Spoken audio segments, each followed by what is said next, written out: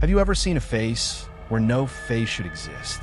Maybe it was in the darkness of your room, maybe in the folds of a curtain, maybe in the pattern of a wall, or maybe, for just one terrifying second, you saw someone standing in the corner of your room. You looked away, you looked back, and the face was gone. The strange thing is, somewhere inside you, you may have known it was only a shadow. But for a brief moment, your brain did not see a shadow. It saw a person, a face, a presence. And for that tiny moment, the fear felt completely real. But why does this happen? Why does the human brain find faces in clouds, walls, windows, curtains, and darkness? Why can a random arrangement of shadows suddenly look like someone is watching you? And perhaps the most disturbing question is this. What if the thing you saw was never actually there? What if your brain created the face? To understand this strange phenomenon, imagine a man named Daniel. Daniel is 28 years old. He lives alone in a small apartment. One night, at exactly 2:17 in the morning, Daniel suddenly wakes up. The electricity is gone. The room is almost completely dark. Outside, rain hits the window. Daniel sits up in bed. For a few seconds, everything is silent. Then he notices something near the doorway. A shape. Tall. Still. Human. Daniel stops breathing for a moment. He stares at it. Hello. The shape does not move. He reaches for his phone. His hand is shaking. The flashlight turns on. The doorway is empty. There is no person. No intruder. No shadow figure. Only a coat hanging from a chair. Daniel understands what happened. The object had been a coat. But understanding the explanation does not immediately erase the fear. Because the brain does not always wait for certainty. It reacts first. It interprets later. And in darkness, the brain is forced to work with incomplete information. A few shapes, a little movement, a strange angle, and suddenly, the brain asks the most important question it knows. What is that? The answer may be wrong, but the brain would rather make a mistake than miss a real threat. And this is where the story becomes fascinating. Because the human brain has been searching for danger for far longer than humans have lived in houses with electricity. We often imagine that our eyes simply record the world. Like cameras, the eyes see an image, the brain receives it, and reality appears. But the process is much more complicated. Your brain is constantly trying to understand incomplete information. It receives signals from your eyes, but those signals are not always perfect. The world can be dark. An object can be far away. The image can be blurry. Something may be hidden behind something else. So the brain makes predictions. It asks, what am I probably looking at? What have I seen before? What does this shape resemble? What will be hiding there? This is one reason a shadow can become a person. The brain is not simply asking, what is the exact shape? It is asking, what is the most likely explanation? And sometimes the brain guesses. The human brain is unusually sensitive to faces. We recognize faces incredibly quickly. Before we consciously analyze every detail, we may already know. There's a face. Someone is looking at me. Someone is smiling. Someone is angry. Someone is afraid. This ability is incredibly useful. A human face can tell us who is near us, whether someone is friendly, whether they are angry, whether they need help, whether they might be dangerous. So the brain has become extremely good at detecting face-like patterns. But this ability has a side effect. Sometimes, the brain detects a face where there is only a pattern. A cloud becomes a face. A plug socket becomes a face. A car becomes a face. A tree becomes a face. A stain on a wall becomes a face. And a shadow becomes a face. This phenomenon is called pareidolia. Pareidolia is the tendency to perceive a familiar pattern, especially a face, in something that does not actually contain one. But here is the unsettling part. When you see a face in a cloud, you may laugh. When you see a face in a dark room, you may feel fear. Why? Because the brain does not only ask, does this look like a face? It also asks, what might this face mean? Darkness removes information. When you can clearly see a room, your brain has more evidence.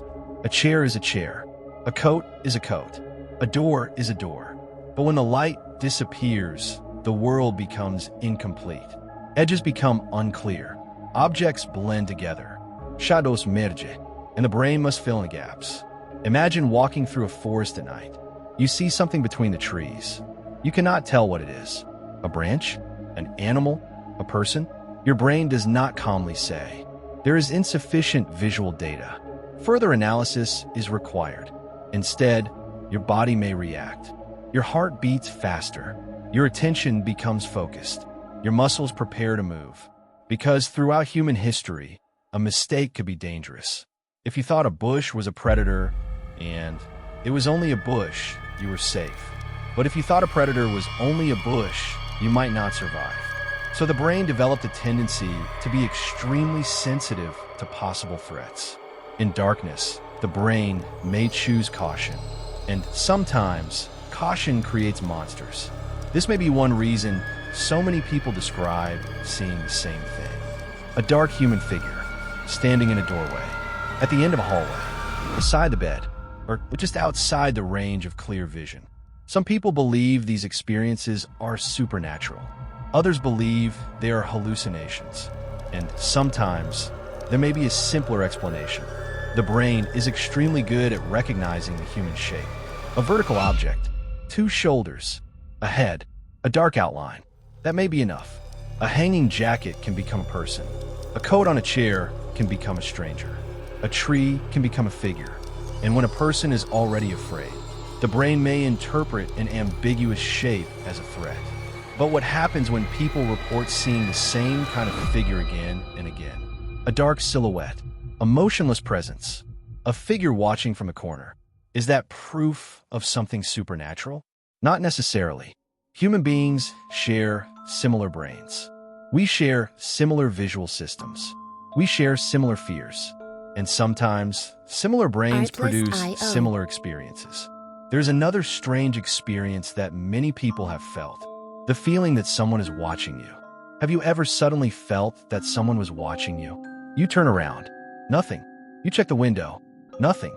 You look behind the door. Nothing. But the feeling remains. This can happen because the brain is constantly monitoring the environment for possible threats. A small sound, a movement in peripheral vision, a change in light, a memory, a feeling of vulnerability. These signals can combine, and the brain may produce a conclusion. Someone is there, but sometimes there is no one. The feeling is real. The watcher may not be, and this is an important difference. The experience is real. The interpretation may be wrong. You really did feel watched. You really did see a shape. You really did feel fear. But the brain may have constructed the explanation. And that is what makes the experience so powerful. You do not need a ghost to feel. Some see figures. Some hear voices. Some feel a presence. Some describe seeing faces in places where other people see nothing. Science does not always have an immediate answer for every individual experience. And this is where mystery remains. Human perception is complicated. Memory can change. Fear can influence interpretation. Sleep can alter perception. Stress can affect attention. The environment can create strange visual patterns. And the brain can connect all of these things together. But when someone says, "I saw something," we should not automatically assume they're lying. They may have genuinely experienced something terrifying. The important question is, what exactly happened between the outside world and the experience inside the mind? Because between those two things, there is the human brain. And the brain does not simply show us reality. It interprets reality. So the next time you see a face in the darkness, what should you do? Maybe turn on the light. Maybe look again. Maybe you will discover that the monster was only a coat. The ghost was only a shadow. The face was only a pattern. But there is something more unsettling to remember. You did not imagine the fear. You experienced it. Your heart really beat faster. Your body really reacted. Your mind really saw a face, even if the face was never there. And maybe that is the strangest thing about the human brain. It can create a threat from a shadow, a person from a coat, a face from random shapes, a presence from silence. Because sometimes the most terrifying thing in the darkness is not what is waiting for you there. It is what your mind is capable of seeing. So tonight, when you turn off the lights, look carefully at the corner of your room. The shadow may be nothing. The shape may be random. The face may not be real. But if you suddenly see someone standing there, ask yourself one question. Did something appear in the darkness? Or did your brain simply give the darkness a face? Because perhaps the most frightening place in the world is not a haunted house. It is the space between what exists and what your mind believes it sees. The mind is the scariest place.